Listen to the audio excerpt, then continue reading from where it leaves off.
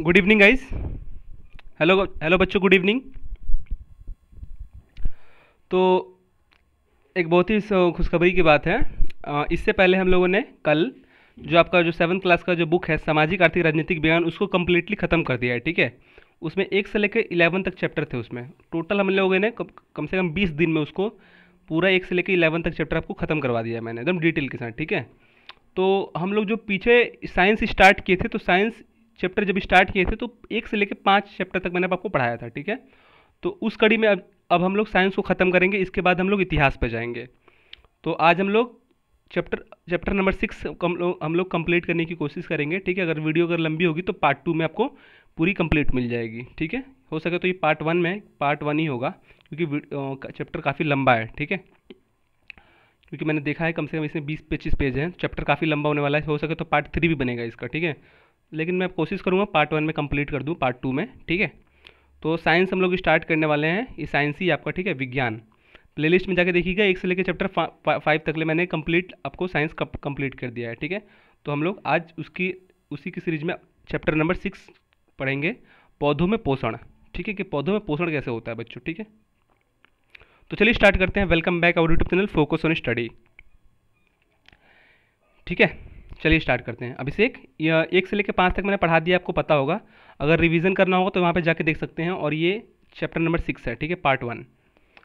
चलिए, खूब से खूब 40-50 मिनट हम लोग पढ़ने की कोशिश करेंगे डेली का डेली। ठीक है, आपसे डेली रेगुलर वीडियो अपलोड होगा।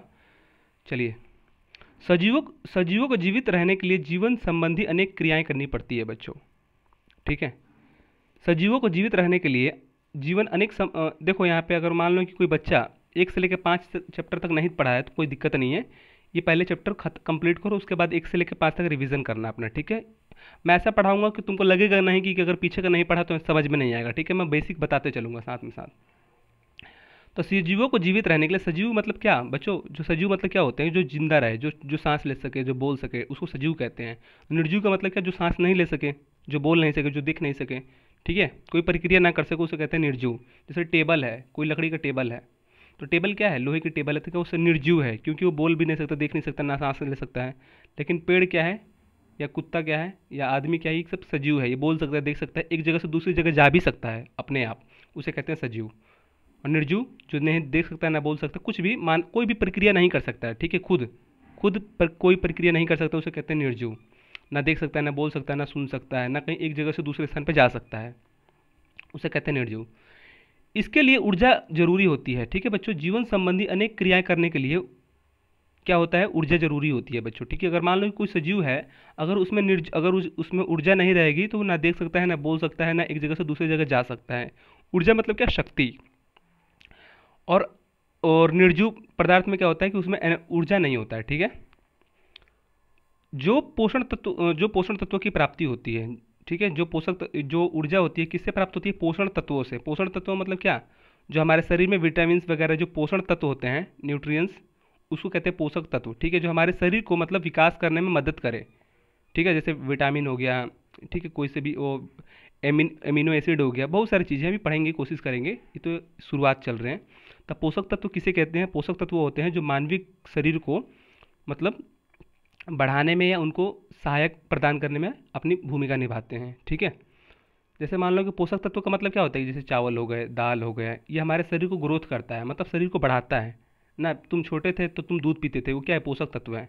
तुम दूध पीते हो तो तुम बड़े हो जाते हो, ऐसे फिर खाना खाते हो, ऐसे। इस खाना किस लिए खाते हैं, हमारे पोषक तत्व हम लोग जो खाते हैं, हम लोग जो मतलब जो हम लोगों में जितने भी शक्ति होती है वो पोषक तत्वों के क्या है, एग्जाम्पल्स हैं। जैसे कोई भी अन्न या कोई भी खाद्य पदार्थ, उसको पोषक तत्व कह सकते हैं उसको। ठीक है, जैसा कि हम लोग पिछली कक्षा में पढ़ चुके हैं, कार्बोहाइड्रेट, प्रोटीन, वसा, खनिज लवण, विटामिन, कुछ महत्वपूर्ण पोषक तत्व हैं। ठीक है, ये क्या है, हमारे शरीर को ग्रोथ मतलब हमारे शरीर को बढ़ाने में मदद करते हैं। ठीक है, तो कोई पूछे कि पोषक तत्व किसे कहते हैं, तो सिंपल से मैं डेफिनेशन बता रहा हूँ आपको। पोषक तत्व किसे कहते हैं, जो हमारे शरीर को बढ़ाने में मदद करता है या हमारे शरीर को बढ़ाने में सहायक प्रदान करता है, जैसे प्रोटीन, वसा, खनिज लवण, विटामिन। ठीक है, ये सब क्या है, पोषक तत्व होते हैं। ठीक है, कार्बोहाइड्रेट, ये सब क्या है, किसी न किसी खाद्य पदार्थ में उपस्थित होते हैं। ठीक है, जैसे कार्बोहाइड्रेट में क्या होता है, कार्बोहाइड्रेट किस में होता है, चावल में अधिक मात्रा में पाया जाता है। प्रोटीन कहाँ पे होता है, दाल वगैरह में होता है। ठीक है, आपको पता है। ठीक है, और जैसे खनिज वगैरह कहाँ पे होता है, तो पालक वगैरह में खनिज पाया जाता है, आपको पता ही होगा, ठीक है। अगर आपको पता भी नहीं तो मैं बता रहा हूँ। तो पोषक तत्व किसे कहते हैं, जो हमारे शरीर को मतलब बढ़ाने में मदद करता है, सहायता करता है। और वो पोषक तत्व कहाँ पे प्राप्त होते हैं, अनेक अनेक खाद्य पदार्थों में। खाद्य पदार्थ किसे कहते हैं, जो हम लोग खाते हैं, ठीक है। अलग अलग खाद्य पदार्थों में अलग अलग पोषक तत्व पाए जाते हैं। आपको याद रखना है कि अलग अलग खाद्य पदार्थों में अलग अलग पोषक तत्व पाए जाते हैं, ठीक है। जैसे आपको चावल में क्या होता है, कार्बोहाइड्रेट, दाल में क्या होता है, प्रोटीन वगैरह होता है, सोयाबीन में प्रोटीन वगैरह होता है, ठीक है। और खनिज लवण कहाँ पाया जाता है, खनिज लवण जैसे पालक वगैरह, हरी सब्जियों में, हरी पत्तीदार सब्जियों में खनिज लवण पाया जाता है, ठीक है। तो याद रखना है कि पोषक तत्व होता है जो खाद्य पदार्थों में पाया जाता है, वो पोषक तत्व कहलाता है और हमारे शरीर को बढ़ाने में मदद करता है, ठीक है। भोजन के इन पोषक तत्वों से सभी जीव जंतु, पेड़ पौधे अपनी ऊर्जा संबंधी आवश्यकताएं पूरी करते हैं। पोषक पोषण सभी जीवों के विकास, वृद्धि और अन्य प्रक्रियाओं के लिए जरूरी है। तो पोषण किस लिए जरूरी है बच्चों, हमारे शरीर के विकास के लिए पोषण बहुत ही जरूरी है। पोषण मतलब न्यूट्रिशियन, ठीक है। तो हमारे शरीरों के विकास के लिए मतलब हमारे शरीर की आयु बढ़ाने के लिए, बढ़त के लिए। विकास का मतलब ये नहीं कि मतलब, विकास का मतलब क्या हुआ, विकास का मतलब एक प्रक्रिया। आप छोटे होते हैं, फिर बड़े होते हैं, फिर युवावस्था बनते हैं, फिर बूढ़े हो जाते हैं, ऐसे। तो आप एक शिशु होता है, जो शिशु को अगर पोषण दिया जाए तो हेल्दी होता है, मतलब अच्छा उसका शरीर होता है, उसकी स्वास्थ्य ठीक होता है। तो हमारे स्वास्थ्य को ठीक रखने के लिए पोषण तत्व की आवश्यकता होती है बच्चों, ठीक है। देखते हो कि कोई बच्चे बीमार पड़ जाता है, क्यों, क्योंकि उसको पोषण तत्व नहीं मिलता है। या दलित वगैरह जो लोग होते हैं, उनमें उनके पास पैसे नहीं होते हैं, तो क्या होता है, उनको अनेक प्रकार के रोग हो जाता है पोषण की वजह से, ठीक है। पोषण की कमी होती है खाने के लिए, क्योंकि पोषण कहाँ पाया जाता है, खाने में। और खाना नहीं खाएंगे तो क्या हो जाएगा, हमको अनेक प्रकार की बीमारियां उत्पन्न होगी और हमारे शरीर को हो जाएगा, स्वास्थ्य नहीं रहेगा, स्वस्थ नहीं रहेगा, ठीक है।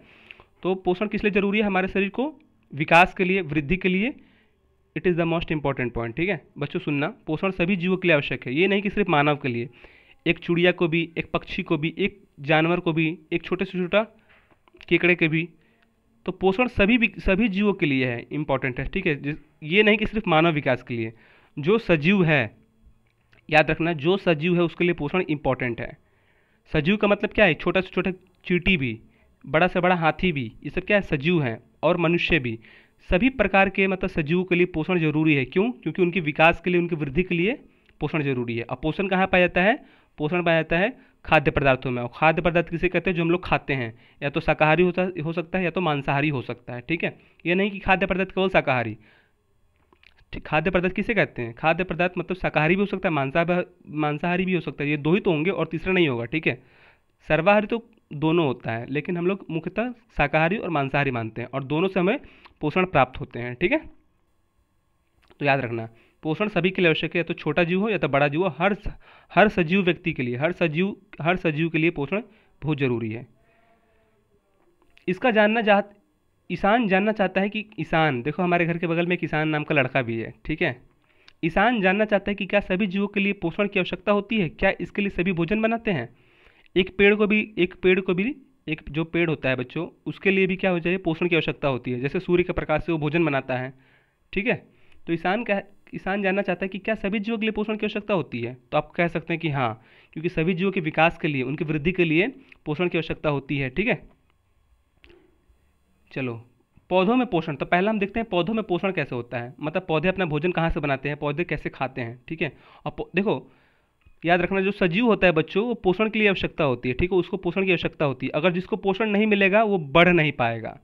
आपने देखा होगा कि अगर मान लो कि कल पेड़ आप छोटा सा लगाते हैं, तो 10 दिन अगर 1-2 महीना बाद देखेंगे तो पेड़ बड़ा हो जाता है। क्यों, क्योंकि वो उसको भोजन मिलता है, ठीक है, सूर्य के प्रकाश से। एग्जाम्पल बता रहा हूँ, जो पोषण ग्रहण करता है उसकी आयु में वृद्धि होती है, उसकी विकास में वृद्धि होती है, ठीक है, उसका स्ट्रक्चर बड़ा होता है। आप बीज डालते हैं, ठीक है, उसमें खाद वगैरह डालते हैं, फिर सूर्य के प्रकाश, बारिश वगैरह से क्या होता है, भोजन मिलता है। फिर वो देखते हैं कुछ दिन बाद वो क्या है, पेड़ का रूप ले लेता है। इसका मतलब क्या हुआ, इसका मतलब कि वो सजीव है, और सजीव अगर पोषण लेता है तो उसके आकार में वृद्धि होती है, ठीक है।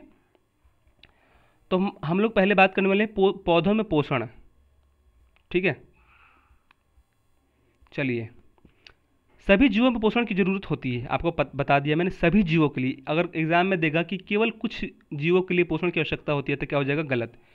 यार सोचो, सभी जीव यहाँ पे क्यों लिखा है, क्योंकि जितने भी जीव होते हैं बच्चों, सबको तो भूख लगती होगी, और भूख लगी तो क्या करेगा, वो अपना खाना बनाएगा या दूसरों के ऊपर दूसरों के बलबूते खाना खाएगा, ठीक है, यही हो सकता है। तो सभी जीवों को पोषण की आवश्यकता होती है, आप ये माइंड में क्लिक करिएगा, क्योंकि जो जीव है बच्चों, आपको भी भूख लगती है, सबको भूख लगती है, ठीक है। तो सभी जीवों को पोषण की आवश्यकता होती है। पोषण का मतलब क्या हुआ यहाँ पे, मुख्य पोषक तत्व। पोषक तत्व का मतलब क्या है, ये देखो यहाँ पे लिखा है। पोषक तत्व मतलब क्या है, प्रोटीन, कार्बोहाइड्रेट, ये सब सभी को आवश्यकता होती है, ठीक है। और जिसको ये मिलता है उसका शरीर बढ़ता है। अब हमारे गांव में, किसी गांव में कहते हैं कि यार मेरा बच्चा दुबला है, मेरा बच्चा मोटा नहीं हो रहा है। क्यों? क्योंकि उसको पोषक तत्व की आवश्यकता पूर्ति नहीं हो पा रही है। और जिसको पोषक तत्व मिलता है बढ़िया से, दूध, दही, छाछ, ये सब सब्जी, हरी सब्जी, पालक, मटन, चिकन, ये सब मिलता है, उसका शरीर मतलब बढ़ता है। क्यों? क्योंकि पोषक तत्व ले रहा है। देखो, पोषक तत्व अगर नहीं लोगे तो तुम्हारा शरीर का विकास नहीं होगा। यहाँ पे क्या लिखा है कि पोषक तत्व से ही हमारा शरीर का विकास होता है। किसी भी जीव का विकास कब होता है, जब उसको उचित मात्रा में पोषक तत्व मिलता है बच्चों, ठीक है। तो पोषक तत्व बहुत इंपॉर्टेंट है आपके शरीर के विकास के लिए। तो पोषक तत्व अच्छे से अच्छे खाइए, और उल्टा सीधा मत खाइए कि चिप्स वगैरह, ये सब बेकार चीज़ है, ठीक है। तो अपने घर का बनाया हुआ खाना खाइए, सतुआ उतुआ खाइए थोड़ा, और ये सब बाहरी चीज़ बंद कर दिए, तभी आपका शरीर का विकास करेगा, ठीक है। पोषक तत्व खाइए, ये नहीं कि टॉफ़ी खा लें, उसमें पोषक तत्व कुछ नहीं रहता है, ठीक है। वो तो बच्चों के लिए बना दिया जाता है। तब पोषक तत्व हमेशा याद रखना, जिसमें न्यूट्रिशन वगैरह हो, विटामिन वगैरह हो। जैसे जूस पी सकते हैं, हरी सब्जी खा सकते हैं, घर का रोटी खा सकते हैं, ठीक है। लेकिन मज़ेदार बात है कि केवल हरे पौधे ही अपना पोषण स्वयं कर सकते हैं। कितना इंपॉर्टेंट है। लेकिन मज़ेदार बात है कि हरे जो पौधे होते हैं अपना पोषण स्वयं कर सकते हैं, मतलब भोजन अपना स्वयं बनाते हैं। देखो ये कितना इंपॉर्टेंट है। हम लोग दूसरे पर डिपेंड है, हम लोग दूसरे पर डिपेंड है बच्चों, मतलब दूसरे पर आश्रित हैं। अगर हम लोग सब्जी नहीं उगाएंगे तो नहीं खा पाएंगे, अगर हम लोग जानवर को नहीं मारेंगे तो हम लोग नहीं खा पाएंगे मांस। लेकिन हरे पौधे क्या है, किसी को पता ही नहीं चलता कि कब उसने भोजन बना लिया, कब उसने खा लिया। तो मज़ेदार बात यह है, आपको याद रखना है कि केवल हरे पौधे ही अपना भोजन स्वयं बनाते हैं, ठीक है। अपना पोषण स्वयं कर सकते हैं, मतलब स्वयं भोजन बनाते हैं। बाकी सभी जीव अपने पोषण के लिए पौधों पर निर्भर करते हैं। हम लोग क्या हरी सब्जी किससे किससे मंगाते हैं, पौधों से तो मंगाते हैं ना। तो याद रखना, अगर एग्जाम में दे देगा कि पौधे भोजन के लिए दूसरों पर आश्रित रहते हैं, तो क्या हो जाएगा, गलत हो जाएगा। जो पौधे होते हैं भोजन के लिए स्वयं पर निर्भर रहते हैं, ठीक है। स्वयं पर। आपने देखा है क्या कि पौधे कहते हैं कि अरे सचिन भाई थोड़ा मुझे खाना खिला दो, या सूरज भाई थोड़ा मुझे धूप दे दो, ऐसा नहीं। तो जो पौधे होते हैं अपना भोजन स्वयं बनाते हैं और स्वयं पर आश्रित रहते हैं। तो ये पॉइंट नोट कर लेना, आपके एग्जाम में पूछ सकता है, ऑब्जेक्टिव वगैरह में कहीं भी। और बाकी सभी जीव, मछली भी जो होती है बच्चों दूसरे पर डिपेंड रहती है। अगर बड़ा मछली अगर मर जाता है तब उसको छोटे छोटे खा लेते हैं। अगर कोई लाश नदी में फेंक दी जाती है तो मछली उसको खा लेते हैं। इसका मतलब क्या हुआ कि दूसरों पर डिपेंड है, मतलब दूसरों पर आश्रित है। लेकिन जो पौधे होते हैं स्वयं में स्वपोषी, उसे कहते हैं स्वपोषी, ठीक है। देखो, जो दूसरे पर आश्रित रहता है उसे कहते हैं परपोषी, और जो स्वयं भोजन बनाता है उसे कहते हैं स्वपोषी, ठीक है। अभी आगे बताऊंगा ठीक है, अभी आगे बताऊंगा। बाकी सभी जीव पोषण के लिए पौधों पर निर्भर रहते हैं, ठीक है। तो क्या हम सब भी भोजन के लिए पेड़ पौधे पर निर्भर हैं? फिर हम रसोई घर में प्रतिदिन क्या बनाते हैं? जीवों की बनावट, स्वभाव और वास स्थान के अनुसार उसमें भोजन प्राप्ति और उपभोग के तरीके भी अलग अलग होते हैं। तो याद रख लो, ये पॉइंट नोट कर लो कि जो पौधे हैं वो स्वयं भोजन बनाते हैं, उसे कहते हैं स्वपोषी। और सभी जीव क्या होते हैं, परपोषी होते हैं, जो भोजन दूसरे पर आश्रित रहते हैं, ठीक है। पेड़ पौधों पर या जानवर वगैरह पर हम लोग आश्रित रहते हैं। जो भोजन स्वयं बनाते हैं उसे कहते हैं स्वपोषी, और जो दूसरे पर आश्रित रहते हैं उसे कहते हैं परपोषी। जैसे हम लोग हैं, या जैसे शेर है, तो शेर जो है वो दूसरे पर आश्रित रहते, हिरन वगैरह पर, ये सब क्या है, दूसरे पर आश्रित है। अगर हिरन नहीं रहेगा तो शेर मर जाएगा। अगर हम लोग के पास अगर बीज नहीं होगा, या हम लोग खेत नहीं उगाएंगे तो खाएंगे कहाँ से? इसका मतलब क्या है कि हम लोग पौधों पर आश्रित हैं। अगर हम लोग गेहूँ नहीं उगाएंगे तो खाएंगे कहाँ? इसका मतलब क्या है कि हम लोग पौधे जो है, गेहूँ का जो पौधा है उस पर आश्रित है हम लोग। लेकिन जो पौधा है वो सूर्य के प्रकाश से अपना भोजन बनाता है। इसका मतलब क्या, वो स्वपोषी है, जो अपना भोजन स्वयं बनाता है, दूसरे पर आश्रित नहीं है, ठीक है। और स्वपोषी उसे ही कहते हैं जो दूसरे पर आश्रित नहीं रहता है और स्वयं जो होता है अपना भोजन बनाता है। चलो, पौधों में पोषण की विधि। अब हम लोग ने देख लिया पौधों में पोषण कैसे होता है बच्चों, तो स्वपोषी होता है। पौधों में जो भोजन होता है, पौधों में पोषण होता है, स्वयं होता है। तो हम लोगों ने ये देखा, ठीक है। और जो सारे जीव हैं वो दूसरे पर आश्रित रहते हैं बच्चों, ये हमने देखा। नेक्स्ट टॉपिक है पौधे में पोषण की विधि। आखिर पौधे में पोषण की विधि कैसे होती है, आखिर वो खाना कैसे बनाते हैं बच्चों, तो ये डिस्कस करने वाले हैं, ठीक है।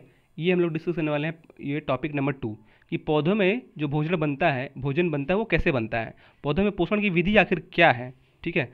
हम लोग को तो पता है कि हम लोग कैसे बनाते हैं, रसोई घर में गए और कुछ भी बनाने का मन करा, हम लोग को तवे पे चढ़ा दिया और बना लिया। लेकिन पौधे कैसे बनाते हैं वो डिस्कस करेंगे, ठीक है। थोड़ा पानी पी ले।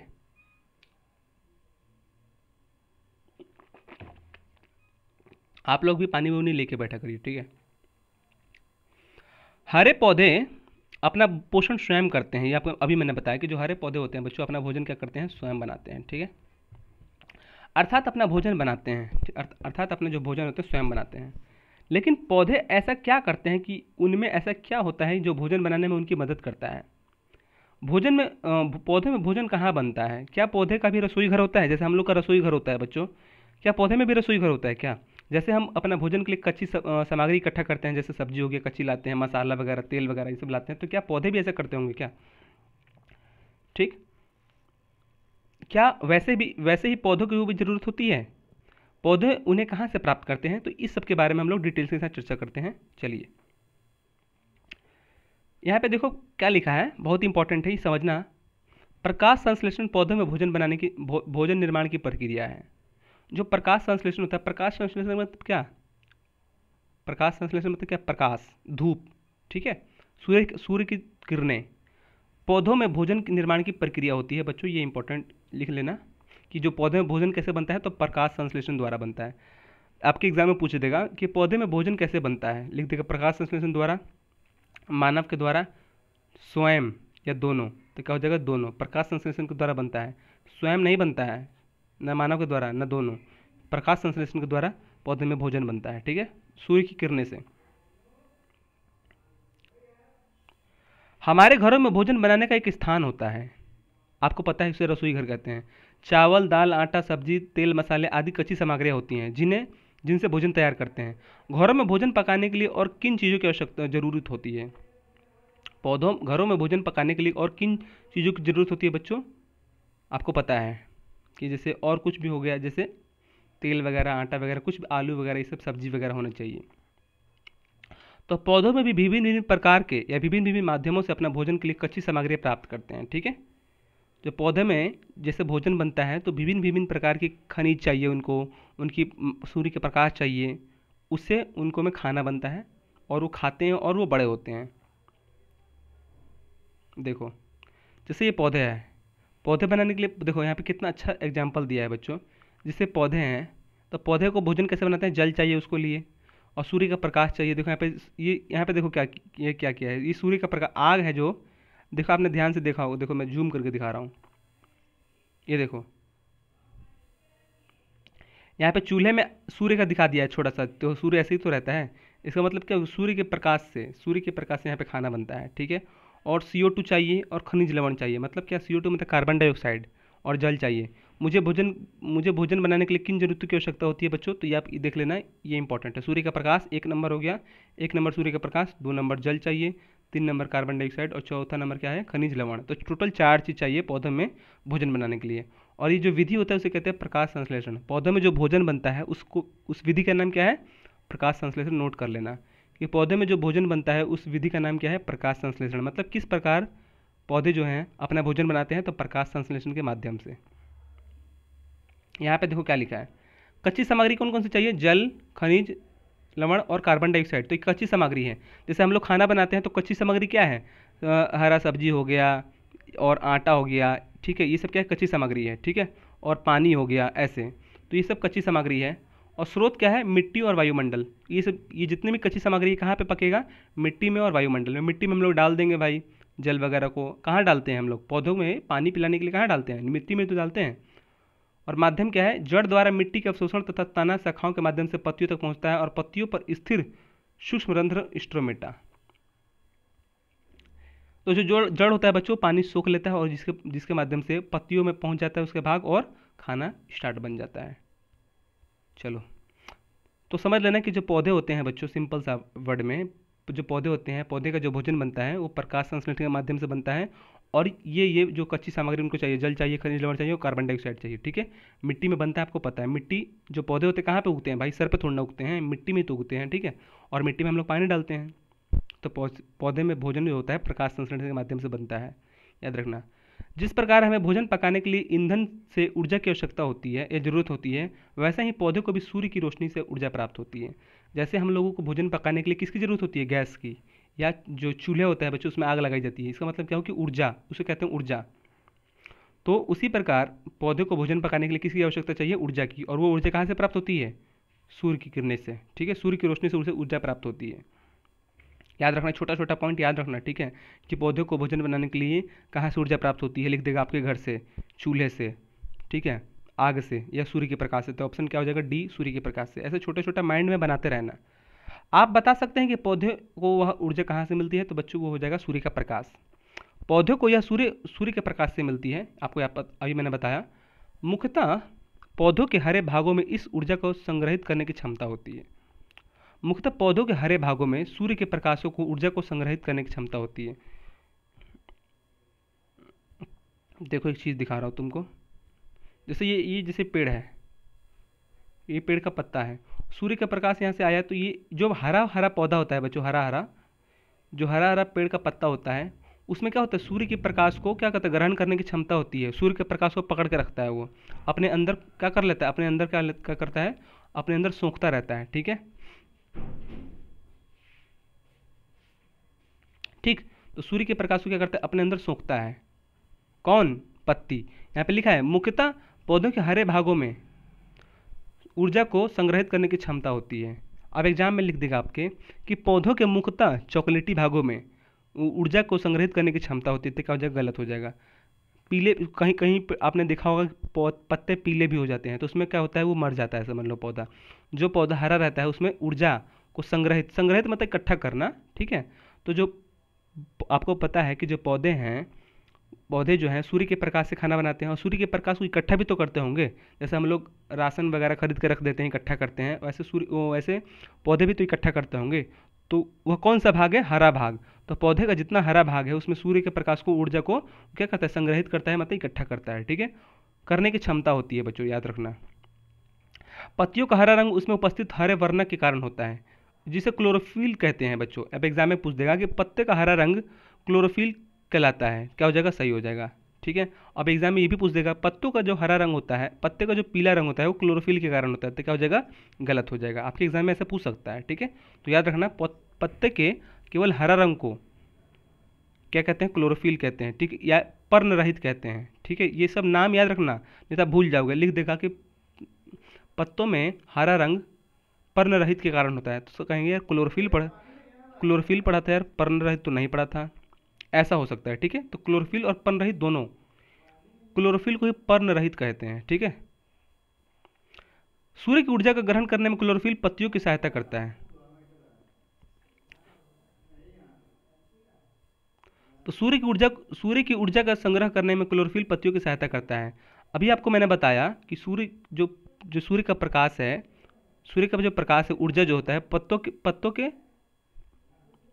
अभी मैंने आपको बच्चों बताया कि जो सूर्य के प्रकाश जो ग्रहण करता है वो पत्ता ग्रहण करता है, जो हरा रंग का होता है, ठीक है। और हरा रंग में क्या होता है? पत्तों के हरा रंग में क्या होता है? पत्तों के हरा रंग में होता है क्लोरोफिल। फिर से समझना, मैंने अभी बताया आपको कि जो पत्ता होता है उसमें सूर्य के प्रकाश को ग्रहण करने की क्षमता होती है, रखने की क्षमता होती है, ठीक है, पत्ता में, हरे रंग में। और हरा रंग में क्या होता है? हरा रंग में जो पत्तों का हरा रंग होता है क्लोरोफिल के कारण होता है, ठीक है। जो पत्ते का हरा रंग होता है बच्चों क्लोरोफिल के कारण होता है। और सूर्य के प्रकाश को, यह ऊर्जा को संग्रहित करने में क्लोरोफिल क्या करता है? मदद करता है, ठीक है। याद रखना ये सब कॉन्सेप्ट, ये सब याद रखना कि पत्ते में हरा रंग होता है, उसमें ऊर्जा, सूर्य के प्रकाश को अवशोषित करने की क्षमता होती है।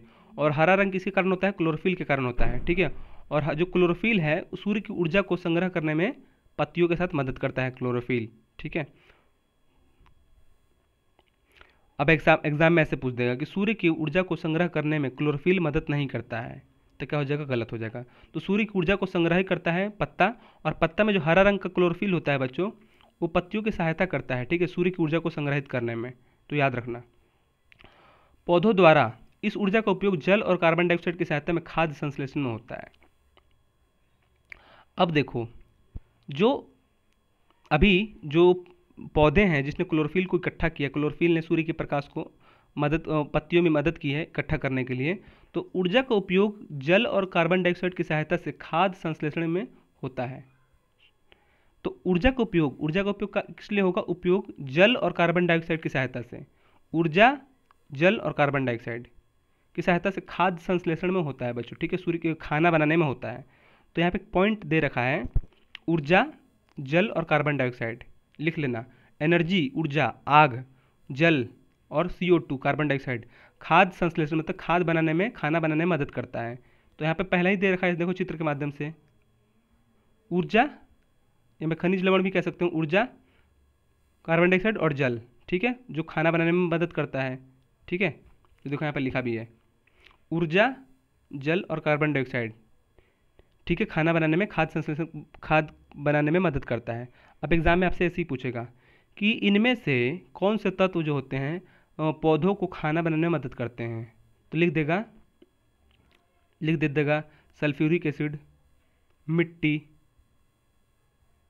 ठीक है, ऊर्जा, और इनमें से कोई नहीं। तो क्या हो जाएगा? ऑप्शन सी, ऊर्जा। देखो यहाँ पे लिखा है ऊर्जा, जल और कार्बन डाइऑक्साइड जो होते हैं, ऊर्जा, जल और कार्बन डाइऑक्साइड जो होते हैं सूर्य में उस पत्तियों को या पौधों को खाना बनाने में मदद करते हैं। तो 3 पॉइंट याद रख लेना, ये 3 पॉइंट ऐसे लिख लेना कि खाना बनाने में मदद करते हैं, लिख लेना ऐसे क्वेश्चन नोट्स में, पौधे को खाना बनाने में मदद करते हैं ऐसे, ठीक है। ये पहले देखो, ये पहले लिख लेना है, इतना दूर में लिख लेना, पौधे को खाना बनाने में मदद करते हैं लिख लेना, और फिर ऐसे कर लेना, ऐसे 1 जल यहाँ पे लिख लेना, फिर 2 कार्बन डाइऑक्साइड, और फिर यहाँ पे लिख लेना ऊर्जा, ऐसे, ठीक है। ऐसे नोट्स बनाना डायग्राम के साथ, तो आपको ज़्यादा अच्छा लगेगा,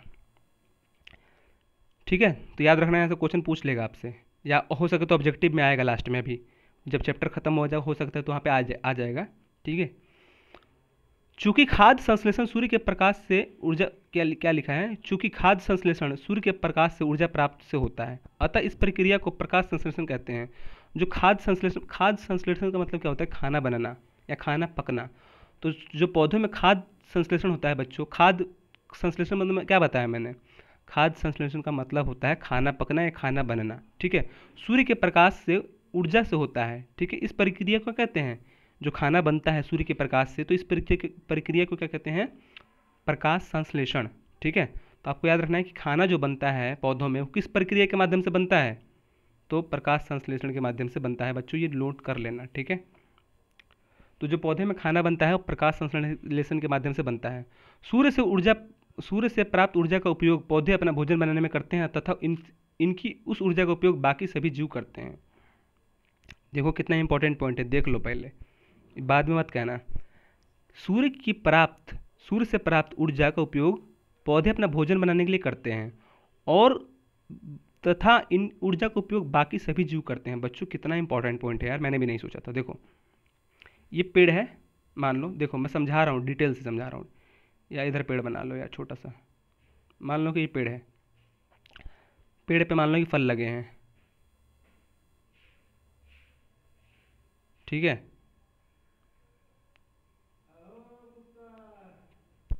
ठीक है, ये क्या है? पेड़ है, पेड़ पे क्या लगे हैं? फल लगे हैं, मान लो कि सेब।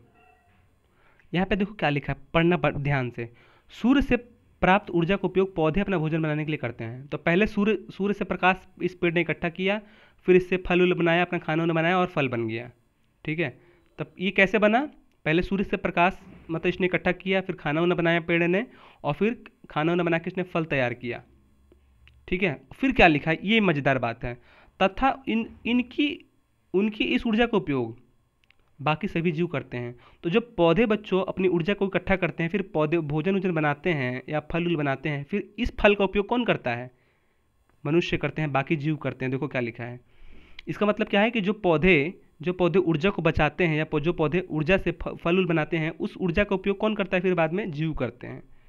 ये इंपॉर्टेंट था, ठीक है।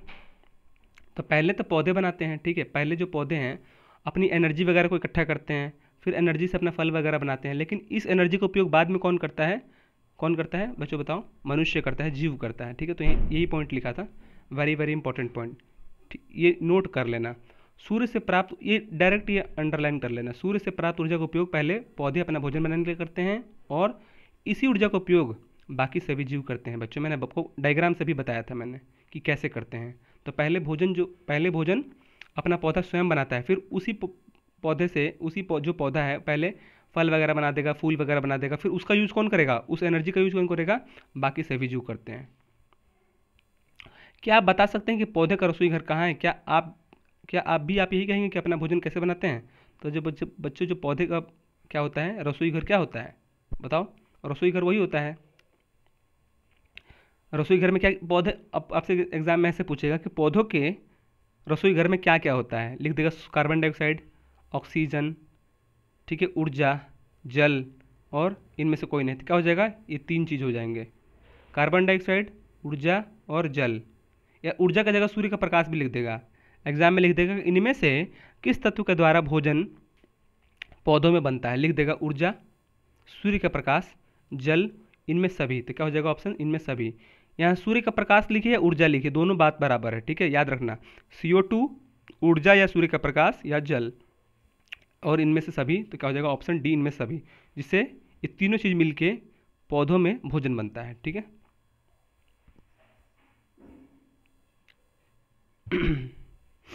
बच्चों ये पढ़ लोगे क्या, प्रकाश संश्लेषण कहानी, कभी मिट्टी तो कभी पानी।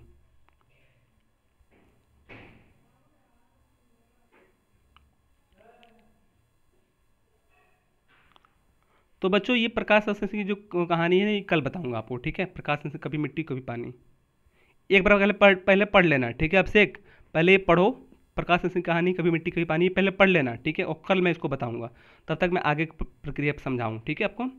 प्रकाश संश्लेषण की प्रक्रिया,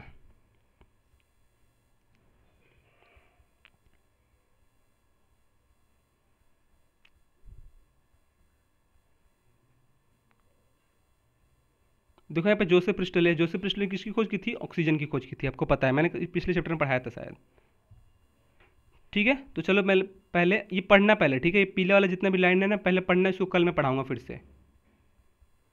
प्रकाश संश्लेषण की प्रक्रिया पढ़ते हैं। हमने देखा कि प्रकाश संश्लेषण के लिए क्लोरोफिल, सूर्य का प्रकाश, कार्बन डाइऑक्साइड और जल की आवश्यकता होती है, ठीक है। अब एग्जाम में देखो प्रकाश संश्लेषण की विधि के लिए क्लोरोफिल, सूर्य का प्रकाश, कार्बन डाइऑक्साइड और जल की आवश्यकता होती है। देखो एक पॉइंट क्लोरोफिल भी ऐड कर लेना, ठीक है। क्लोरोफिल जो होता है प्रकाश संश्लेषण में मदद करता है। अगर एग्जाम में अगर ये तीनों रहे, सूर्य का प्रकाश रहे, कार्बन डाइऑक्साइड रहे, जो जल रही, तो मैंने आपको बताया था, अगर ये तीनों रहे तो इस पर टिक मार देना। अगर ये तीनों ना रहे, केवल क्लोरोफिल रहे, तो बच्चों इस पर भी टिक मार देना, ठीक है। अगर एग्जाम में ऐसा दिया रहे कि इनमें से कौन से तत्व जो होते हैं जिनकी मदद से प्रकाश संश्लेषण हो सकता है, तो क्या हो जाएगा ऑप्शन, अगर ऑप्शन देगा मिट्टी, ठीक है, प्लास्टिक, क्लोरोफिल, ठीक है, और इनमें से कोई नहीं, तो क्या हो जाएगा ऑप्शन सी, क्लोरोफिल। तो ये याद रखना ना, प्रकाश संश्लेषण में कौन महत्वपूर्ण है, क्लोरोफिल होगा। एक नया जुड़ गया, क्लोरोफिल, सूर्य का प्रकाश, कार्बन डाइऑक्साइड और जल। तो ये 4 लिख लेना, प्रकाश संश्लेषण में ये मदद करते हैं चारों। ये एग्जाम में कोई सा भी ऑप्शन दे देगा इसमें, ठीक है, या चारों दे देगा या तो कोई एक दे देगा।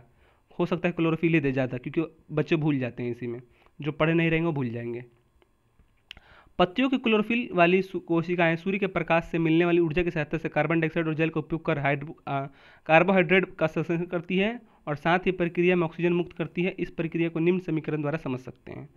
क्या कह रहा है बच्चों, पत्तियों में क्लोरोफिल वाली कोशिकाएं, मतलब पत्तियों में जो क्लोरोफिल, हरा पौधा जो होता है बच्चों, हरा पत्ता या हरा पौधा, उसमें क्या होता है, हरा क्यों होता है, क्लोरोफिल की उपस्थिति रहती है। क्लोरोफिल, कुछ क्लोरोफिल नामक का केमिकल होता है जिससे पौधे का जो पत्ता रहता है, पौधे की जो रंग होता है वो हरा रहता है, ठीक है।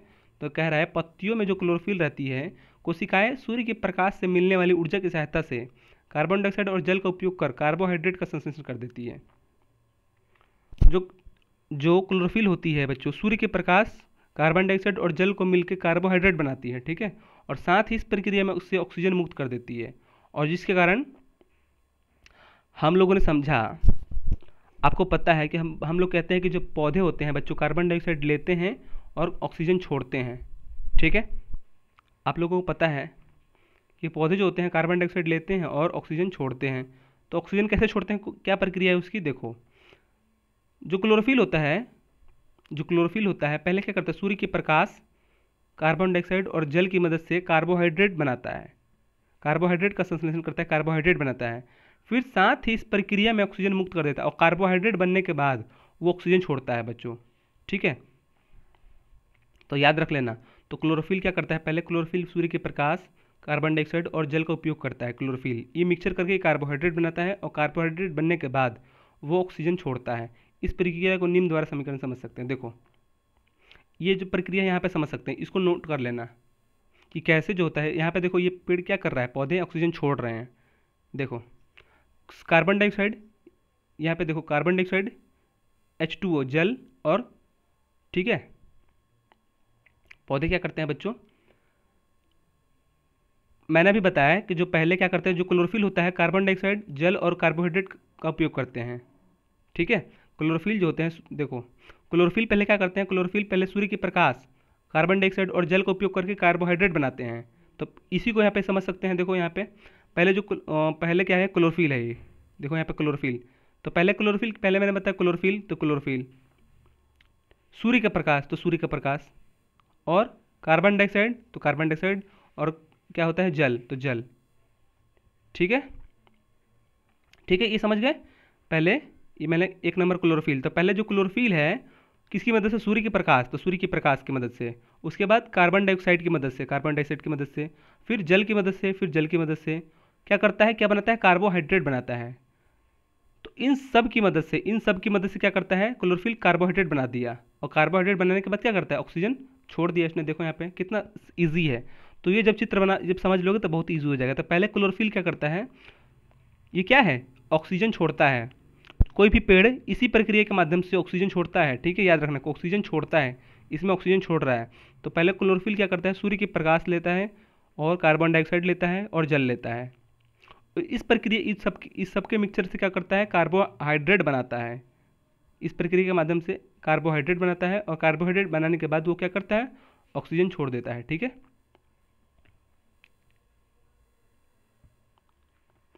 अब प्रकाश संश्लेषण से उत्पाद, प्रकाश संश्लेषण जब होता है बच्चों तो क्या होता है, कार्बोहाइड्रेट और ऑक्सीजन छूटता है। प्रकाश संश्लेषण से देखो, प्रकाश संश्लेषण होता है तो बच्चों दो चीज़ होता है। प्रकाश संश्लेषण में एक पौधे का खाना बनता है, और दूसरा क्या होता है, ऑक्सीजन छूटता है। ठीक है प्रकाश संश्लेषण से क्या होता है, एक, और जो प्रकाश संश्लेषण होता है बच्चों हमेशा याद रखना रात के समय में होता है। याद रखना हम लोग, आपको याद नहीं होगा पहले जो बूढ़े बूढ़े लोग हैं वो कहते हैं कि रात को पेड़ के नीचे नहीं सोना चाहिए। क्यों कहते हैं, क्योंकि जो प्रकाश संश्लेषण की प्रक्रिया कब होती है, प्रकाश संश्लेषण की प्रक्रिया कब होती है बच्चों, जब ऊर्जा हो, मतलब सूर्य का प्रकाश हो, पानी हो, ठीक है, और क्या हो, कार्बन डाइऑक्साइड हो। रात के समय क्या होती है, प्रकाश मिलता है क्या, तो रात के समय जब प्रकाश नहीं मिलेगा तो क्या होगा, प्रकाश संश्लेषण होगा, और प्रकाश संश्लेषण नहीं होगा तो क्या हो जाएगा, ऑक्सीजन नहीं छोड़ेगा।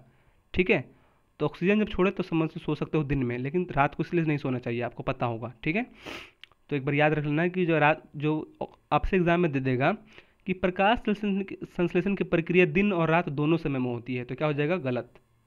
प्रकाश संश्लेषण की प्रक्रिया केवल रात में होती है, क्योंकि सूर्य सूर्य तो भाई रात को निकलता ही नहीं है।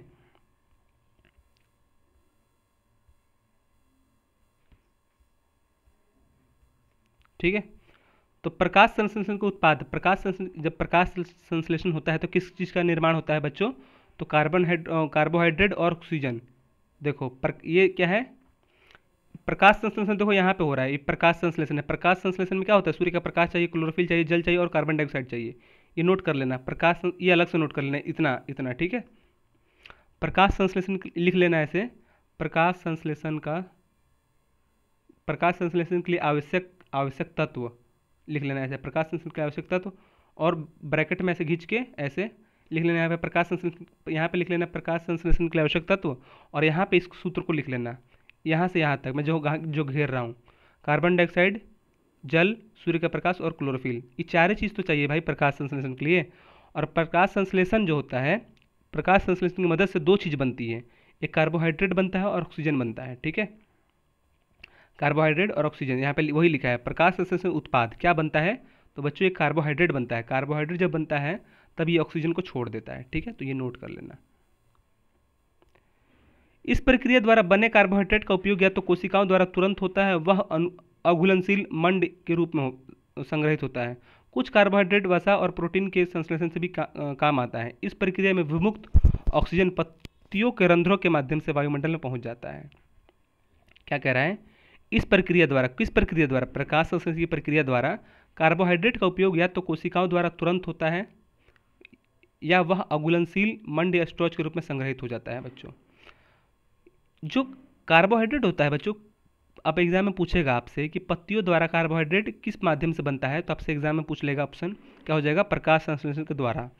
आपको बता देना कि सर ने बताया है कि प्रकाश संश्लेषण से दो चीज़ बनता है, एक तो कार्बोहाइड्रेट बनता है और एक ऑक्सीजन बनता है। ये क्या लिखा है देखो यहाँ पे, ये प्रकाश संश्लेषण की प्रक्रिया हुई, अब प्रकाश संश्लेषण की मदद से क्या बना है, ये कार्बोहाइड्रेट बन गया और एक ऑक्सीजन बन गया। आपके एग्जाम में दे देगा सिर्फ एक, प्रकाश संश्लेषण की प्रक्रिया के द्वारा केवल ऑक्सीजन बनता है, तो क्या हो जाएगा, गलत हो जाएगा। प्रकाश संश्लेषण की मदद से क्या बनता है बच्चों, कार्बोहाइड्रेट बनता है और ऑक्सीजन दोनों बनता है। यहाँ पे दिखा तो ये तो क्या दिखा रहा है, कार्बोहाइड्रेट और ऑक्सीजन, ये है प्रकाश संश्लेषण की प्रक्रिया।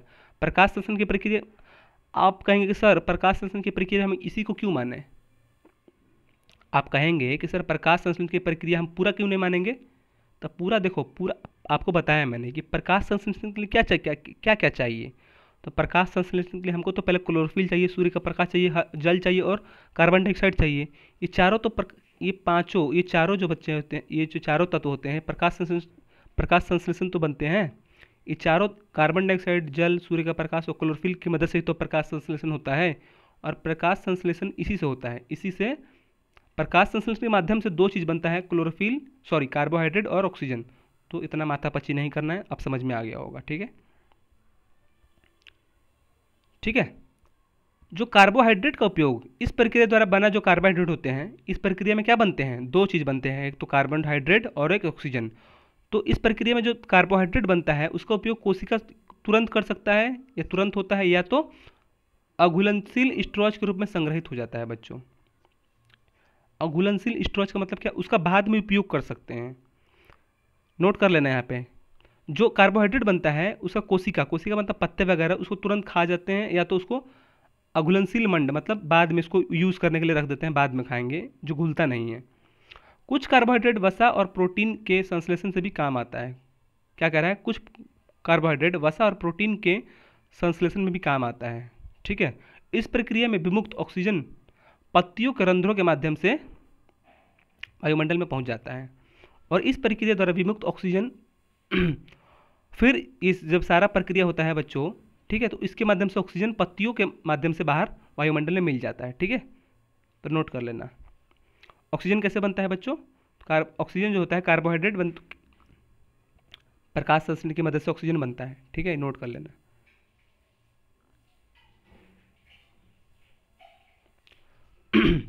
अब हम लोग पढ़ेंगे, नेक्स्ट टॉपिक है प्रकाश संश्लेषण का महत्व। ठीक है, ये आखिर इसका महत्व क्या है। जीव प्रत्यक्ष या परोक्ष रूप से भोजन के लिए पौधे द्वारा निर्मित भोजन पर निर्भर करते हैं। आपको पता है कि जीव जो होते हैं पौधे द्वारा निर्मित भोजन पर निर्भर करते हैं। आप कहेंगे सर पौधे द्वारा भोजन निर्मित बना था, आपको मैंने ऊपर बताया था कि पौधे जो होते हैं पहले स्वयं सूर्य के प्रकाश को उपयोग करते हैं, फिर इसका उपयोग कौन, मनुष्य करता है। तो पौधे द्वारा निर्मित भोजन का उपयोग भोजन पर निर्भर है मनुष्य। शाकाहारी जीव भोजन के लिए पौधों पर निर्भर होते हैं। जो शाकाहारी जीव होते हैं बच्चों भोजन के लिए पौधों पर निर्भर रहते हैं। ठीक है, साग सब्जी खाते हैं। और मांसाहारी जीव उन जीवों पर निर्भर रहते हैं जो अपने भोजन के लिए पौधों पर निर्भर रहते हैं। इसका मतलब समझे, मांसाहारी जीव उन जीवों पर निर्भर करते हैं।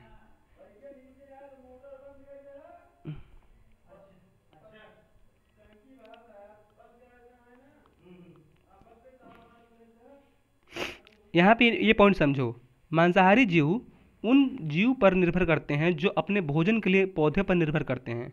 समझे इसका अर्थ। जो मांसाहारी जीव बच्चों, आपको मैंने बताया था कि मांसाहारी जीव कब तक रहेंगे, जब तक शाकाहारी जीव रहेंगे।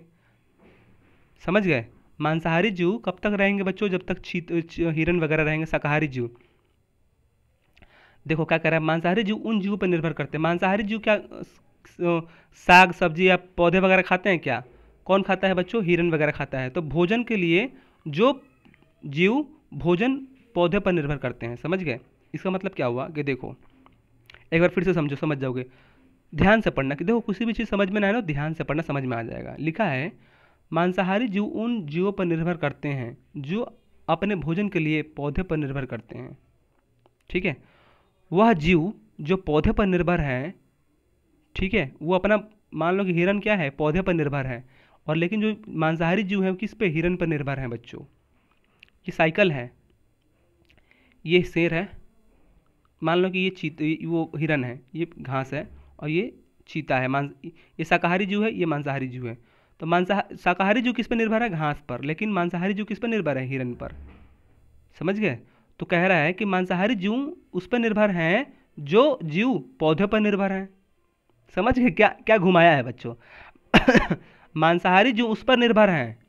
सुनो फिर से क्या कहा है इसने, क्या कहा है? इसने कहा है कि मांसाहारी जीव उस पर निर्भर हैं जो जीव पौधे पर निर्भर हैं। अगर जो जीव पौधे पर निर्भर है, मतलब क्या, हिरन वगैरह जितने भी जो जीव हैं, छोटे छोटे जीव हैं, जो पौधे पर निर्भर नहीं रहेंगे तो क्या मांसाहारी जीव रहेंगे? क्योंकि मांसाहारी जीव तो घास फस नहीं खाएगा। तो यही कहा है कि जो मांसाहारी जीव केवल उसी पर जिंदा रह सकते हैं, या मांसाहारी जीव उस पर निर्भर रहते हैं जो जीव पौधे पर निर्भर रहते हैं। बच्चों समझ गए? तो वही लिखा है, मांसाहारी जीव उन जीवों पर निर्भर रहते हैं जो भोजन के लिए पौधे पर निर्भर रहते हैं। मतलब शाकाहारी जो छोटे छोटे जीव होते हैं, हिरन वगैरह, ठीक है, हिरन वगैरह अगर पौधे नहीं खाएंगे तो वो मर जाएंगे। अगर ये मर जाएंगे तो क्या मांसाहारी जीव बचेंगे? नहीं, ये भी मर जाएंगे। क्योंकि मांसाहारी जीव किस पर निर्भर हैं? जो पौधे खाते हैं उस पर निर्भर हैं। क्योंकि अगर वो नहीं रहेंगे तो ये भी मर जाएंगे मांसाहारी, भूख के मारे, क्योंकि घास वगैरह खाएंगे नहीं, ये कह रहा है। सर्वाहारी जीव पौधे और जंतु दोनों पर निर्भर करते हैं। याद रखना, जो मांसाहारी जीव केवल मांस पर जिंदा रहता है और शाकाहारी जीव केवल पौधे पर जिंदा रहता है, ये कह रहा है। सर्वाहारी जीव, देखो मांसाहारी जीव केवल किस पर जिंदा है? मांस पर, हिरन वगैरह पर, शेर। और जो हिरन वगैरह केवल किस पर निर्भर है? पौधों पर। तो मांसाहारी जीव केवल मांस पर जिंदा है और शाकाहारी जीव केवल किस पर जिंदा है? पौधों पर जिंदा है। लेकिन एक होता है सर्वाहारी। सर्वाहारी जीव दोनों पर जिंदा है, जैसे हम लोग हैं, मांस भी खा लेंगे, साग भी खा लेंगे। और इस प्रकार सभी अपनी ऊर्जा संबंधी जरूरतों के लिए पौधे पर निर्भर करते हैं। और पौधे अपनी ऊर्जा कहाँ से प्राप्त करते हैं? तो सूर्य के प्रकाश से। तो इस प्रकार देखा जाए तो सबसे मुख्य कौन है? पौधा। अगर पौधा नहीं रहेगा तो बच्चों पौधा अगर नहीं रहेगा तो क्या रहेगा? पौधा अगर नहीं रहेगा तो शाकाहारी जीव नहीं रहेंगे, और शाकाहारी जीव नहीं रहेगा तो क्या करेगा? मांसाहारी जीव नहीं रहेंगे, और मांसाहारी न तो मांसाहारी रहेगा न शाकाहारी रहेगा, तो मनुष्य भी नहीं रहेगा। समझो, ये मेन है पौधा। पौधा अगर नहीं रहेंगे तो शाकाहारी जीव नहीं रहेंगे, जैसे हिरन वगैरह। अगर हिरन वगैरह नहीं रहेगा तो मांसाहारी जीव नहीं रहेगा, ठीक है। क्योंकि शाकाहारी जीव किस पर निर्भर है? पौधे पर। और मांसाहारी जीव किस पर निर्भर है? शाकाहारी पर। मनुष्य किस पर निर्भर है? शाकाहारी और मांसाहारी दोनों पर, ठीक है। कुछ मनुष्य मान लो कि शाकाहारी पर होते हैं। अगर मान लो कि पौधे नहीं रहे तो शाकाहारी मनुष्य भी नहीं रहेंगे, और कुछ मनुष्य होते हैं मांसाहारी। ऐसा नहीं है, कुछ मनुष्य केवल मांसाहारी नहीं होते हैं, शाकाहारी और मांसाहारी दोनों होते हैं, ठीक है। तो समझ गया, अगर मान लो पौधे नहीं रहेंगे तो ये शाकाहारी नहीं रहेंगे, और शाकाहारी नहीं रहेगा तो मांसाहारी नहीं रहेगा, और शाकाहारी और मांसाहारी दोनों नहीं रहेगा तो मानव भी नहीं रहेगा। और जो पौधे होते हैं बच्चों, वो किससे प्राप्त करते हैं? अपनी सूर्य से अपना ऊर्जा प्राप्त करते हैं। तो अब समझ सकते पौधे क्यों इंपॉर्टेंट है बच्चों, ठीक है। अगर पौधे नहीं रहेंगे तो शाकाहारी जीव भी नहीं रहेंगे, और शाकाहारी जीव नहीं रहेंगे तो क्या मांसाहारी जीव भी नहीं रहेंगे, और मांसाहारी और ना मांसाहारी और ना शाकाहारी जीव नहीं रहेंगे, दोनों नहीं रहेंगे, तो मानव भी नहीं रहेगा। तो बच्चों मैं सोचता हूँ कि आज यहीं तक पढ़ाया जाए, ठीक। अब हम लोग कल पढ़ेंगे ऑक्सीजन। तो ये अब कल पढ़ेंगे हम लोग ऑक्सीजन। तो ये पीला वाला पढ़ के आना, ठीक है, पीला वाला पढ़ के आना। हम लोग कल इसी से आगे पार्ट 2 कंप्लीट करेंगे, ठीक है। पार्ट 2 कंप्लीट करेंगे, अध्याय 6 का पार्ट 2। समझ में आ रहा है कि नहीं? पूरा डिटेल से पढ़ा रहा हूँ, देखो, ठीक है। तो चलिए मिलते हैं नेक्स्ट। बाय, मुझे ही पढ़ना है। Bye bye.